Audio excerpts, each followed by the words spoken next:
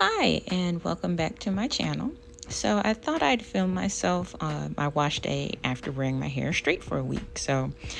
This is just me reverting my hair back. What you don't see is that I actually set a timer for about 5 minutes where I just let my hair run, let the water run over my hair for about 5 minutes, just to make sure that it reverted back to its curly state before I started to do any of the shampooing portion. And I try and do that on a regular wash day anyway, but this time I really wanted to make sure that my hair was reverting back to its curly state. And then I briefly, if you just saw, I showed the shampoo that I was using. So I bought like the sample size of the Nexxus detoxifying shampoo as a clarifying shampoo because since I had my hair straightened, and even though I only had like heat protectant in my hair every day when I was taking my hair down, I did use a little bit of oil to smooth it out, and I also used a little bit of that smoothing pudding from Mono's Hair for like flyaways. So there was other product that was kind of like sitting on my hair, so I just wanted to make sure it got really clean.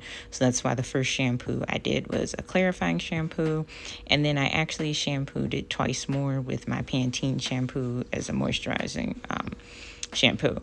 And usually I do not wash my hair like 3 times, and I I usually only do 2 shampoos, and I also don't usually use a clarifying one. But again, just wanted to make absolutely sure that everything I had on my hair when I straightened it got rinsed off. And then I also wanted to use like a deep conditioner as well. So I finally used up that Curls Blueberry Bliss deep conditioner. And so I wanted to try a new one. I didn't have it in my budget to get the deep conditioner from Mono's Hair. So I actually went and got the Pantene Deep Repair Conditioner. It's from the Miracles line. So it has like those little Pro-V beads in it or whatever. But you rub it in your hand to like emulsify it. And the beads are supposed to kind of like, disintegrate. Good lord, melt. But yeah, so that's the deep conditioner that I use, and you're not really supposed to leave that on for very long. So when I used it, I left it on for about 3 minutes before I rinsed it out.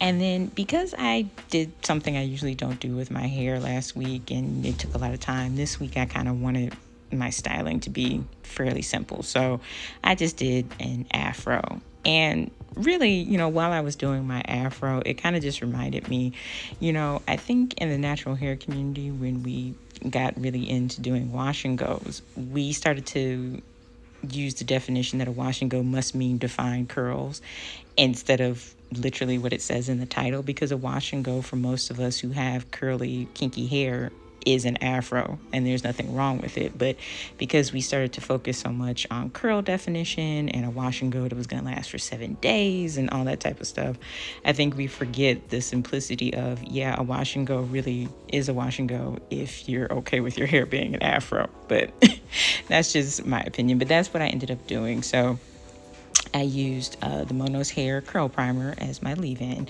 And this time around, I've actually been doing this like for this wash day and the previous one. I am not detangling my hair with the conditioner in it. I'm actually waiting until I use the curl primer from Mono's Hair to detangle my hair. And it actually was kind of easier that way, and also kind of like less messy because it wasn't like all that conditioner that I had to detangle through. So I think because my hair was pretty much in a stretched state for the whole time this past week, it probably made detangling a little bit easier. But when you'll see when I put the curl primer in and I use my unbrush, it just glides right through my hair. So that was pretty cool. But anyway, like I said, I used that as my base, and then I use the Mono's Hair smoothing pudding to moisturize my hair. And really, all you're gonna see me do is just put that in each section, brush it through, and then I did go back like around, like when I do an afro, after I put all the products in, because my hair kind of naturally has that middle part from wearing it down, I'll shake my hair to try and get, it to be like even all over. And then what I did was I went through and I kind of curled the ends a little bit, just because your ends are like the most exposed part, and whatever. Just wanted to make sure they were moisturized. So I went back through and curled my ends just a little bit. But yeah, and then I also, even though I was doing my hair kind of late in the evening and it was still slightly damp, I still just let it air dry for most of the evening. And then because the center of my head was still a little bit damp, I went back in and diffused just the center part of my hair. But other than that, it was pretty much completely dry before I went to bed. And then I'll show just like a clip at the end of what my hair looked like the next day in its afro state. But yeah, so like I said, this is my wash day after wearing my hair straight for a week. I think it reverted really well. I'm really glad. But I also didn't try and get it very straight either, so that's probably why. And I'm also glad that I had filmed some of my previous wash days, so it's like I already had like a comparison for what my natural curly hair looks like. So I knew that my hair had reverted back and I didn't have any like straight pieces or damage left. But yeah, so that was it. Real easy wash day with the afro. The only thing I'm going to do different this time is the last time I wore my afro, it took a long time when I went to wash my hair to get it wet again because it was like, you know, all that volume that the water had to get through. So I'm probably going to put my hair in some twists before this wash day just so it's all separated out and easier to get to my scalp. But yeah, so that's it. And thanks for watching.